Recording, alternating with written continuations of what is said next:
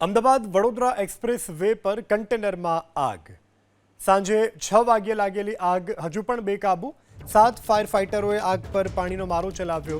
Fire અને police વિભાગના અધિકારીઓ હાલ સ્થળ પર છે. દ્રશ્યોમાં જોઈ શકાય છે અમદાવાદ બરોડા એક્સપ્રેસ વે પર આ દુર્ઘટના બનવા પામી છે કે જ્યાં ટ્રકમાં આગ લાગી છે, જેને કારણે અફરાતફરીનો માહોલ પણ જોવા મળી રહ્યો છે. જોકે ફાયર ફાઇટર વિભાગ દ્વારા પાણીનો મારો ચલાવવામાં આવી રહ્યો છે. અમદાવાદ વડોદરા એક્સપ્રેસ વે પર કન્ટેનરમાં આગ. સાંજે 6 વાગ્યે લાગેલી આગ હજુ પણ બેકાબૂ. 7 ફાયર ફાઇટરોએ આગ પર પાણીનો મારો ચલાવ્યો.